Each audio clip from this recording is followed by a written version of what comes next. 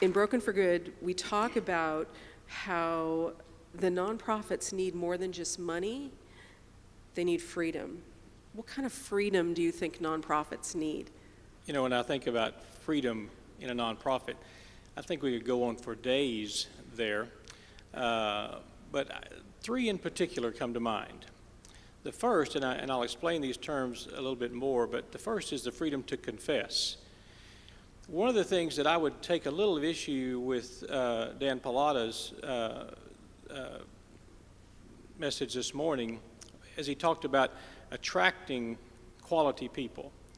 I've worked with a number of nonprofits over a lot of years. We have quality people. There are incredibly talented folks that are being underutilized in most of the nonprofits in the world. And within this crowd, there is talent beyond what we can imagine.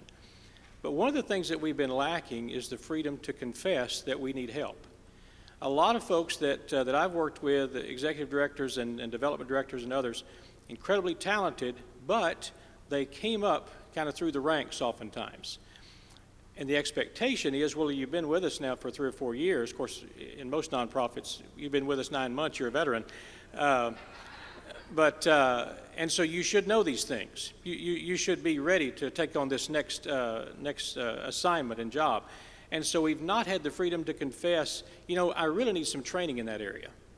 Most executive directors, or very few executive directors, I should say, maybe a sharper point on it, are that well schooled in finance and how to read a profit and loss statement.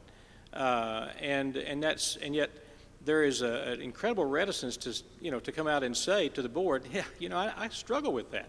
I need some help with that. I need an accounting class. And so first, we need the freedom to confess that yes, we have gifts and we have skills, but we need some more education. We need some continuing education, and that's not necessarily what we've been getting oftentimes in well-meaning nonprofit conventions, so to speak. So that would be one. The second one is the freedom to offend.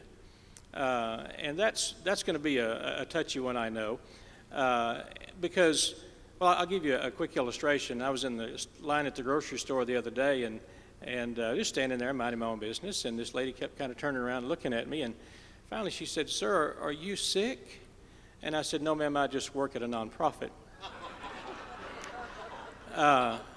Because oftentimes we get so worn out being so nice. We are the nicest people at every Rotary Club meeting. We're the nicest people in the room at the Chamber of Commerce. We're not going to offend anybody. And we need the freedom to say to certain board members, you don't really belong here. Bless your heart, as you Southerners will say. But find another place to serve.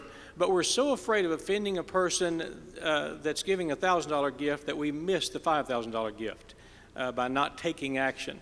There are tons of examples that you all have of, you know, if we only could come up with a couple of good funerals, things would be much better in our nonprofit.